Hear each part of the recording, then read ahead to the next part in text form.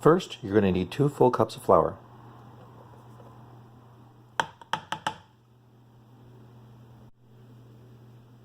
Then you will need 1 tablespoon of baking powder.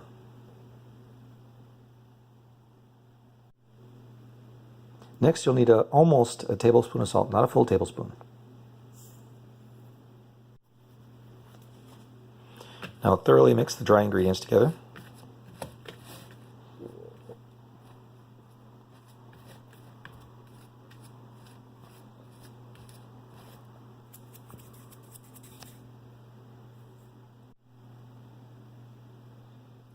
Next, add a couple of tablespoons of vegetable oil.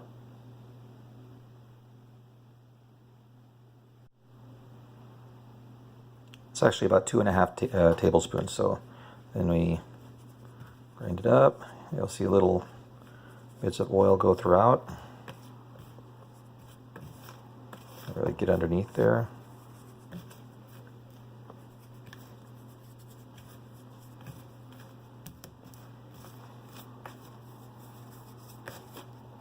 Put about 250 milliliters of water, or a little over 1 cup of water, in the microwave for about 1.5 minutes, and because you want it hot but not scalding.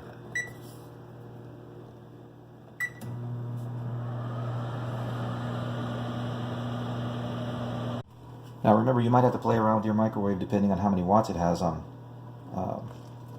how hot it's going to get. Put nearly all the water in there. Pull it around a little bit. Ouch, it's a little hot, but okay.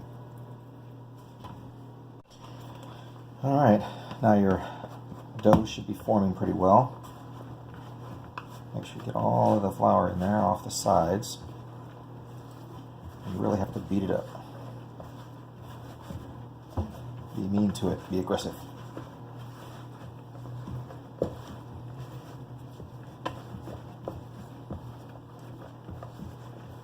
we go.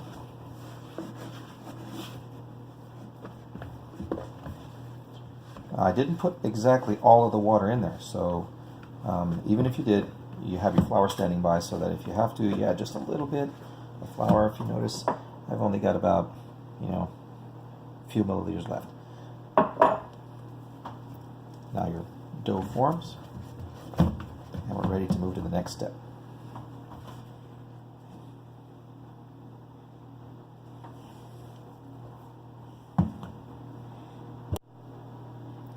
Okay, now that we have our ball mostly formed, and if you were having trouble and it's a little sticky, just add a spoon of flour at a time and make it go through thoroughly, and then we can start to roll out.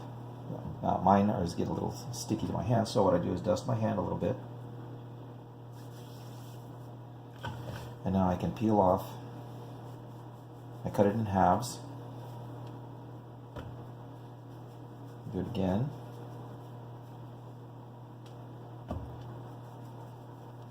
Dust my hand again. Do it again. And the ball should be about palm sized if you want a nice medium sized tortilla. If you want them any bigger, it should be bigger than this. I flatten it into a patty, make them nice and round. It makes it easier to roll them out that way. Then dust each one and put them back in the container. This one's too big for me, so cut it. And you kind of eyeball it. Once you get good at it, you'll recognize how big the ball has to be for the tortilla size that you want. Some people like the big tacos, some people like small tortillas so they can have little mini tacos at the same time. It's all up to you.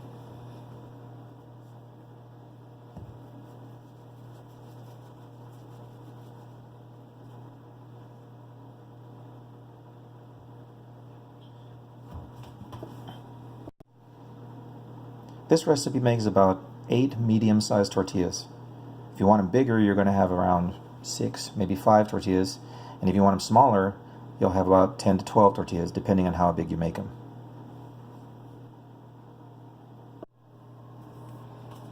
And now to the nitty-gritty. You take your flour, keep it handy, You dust them one more time, because by the time you get it, the flour, the roll will have absorbed, the water will have been absorbed into the flour that's already in there. Roll it a couple of times like this, then turn it clockwise or counterclockwise and roll it the other way. You're going to look like you're starting to roll a square. It's not going to be a square when you go corner to corner eventually. Turn it over, make sure there's flour on it so it doesn't stick to the roller. You'll know you have too much water if you stick to the roller every time, and maybe the surface. I pre-cleaned the surface of my glass top stove so that I could do this. And you just continue working it till it's more or less round. It doesn't have to be perfect. When I first started making them, they look like Texas, all misshapen and kind of funny. But after a while, I got pretty good at it. Now you do this, I've always wondered why my mother did this, but she was shaking off the flour so that you don't have a mouthful of flour when these things finally cook. And you put it on the pan. If the pan's preheated, these will bubble up in about a minute or two. We'll see how that one comes out. While the tortilla is cooking, I want to take a little bit of time to set up my plate. I have a plate, and I put one cloth here on the bottom, and another cloth on top. This will keep the tortillas from drying out while you're making them, and then afterwards, when they've cooled just slightly, I put them in a large gallon bag. This way they don't dry out, and I can put them in the fridge, and they will stay there for at least a week or two with no problem after you put them in the microwave. You leave them out though, they'll dry out, get hard, and become frisbees. This is the effect I'm talking about. They will brown just slightly where the little bubbles appear.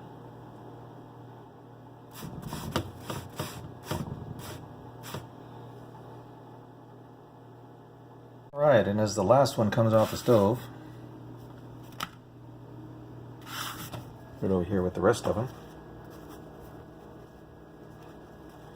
Ouch, it's hot. That last one was a bonus, really small, but you can see now I have a fresh stack of tortillas here, ready for lunch.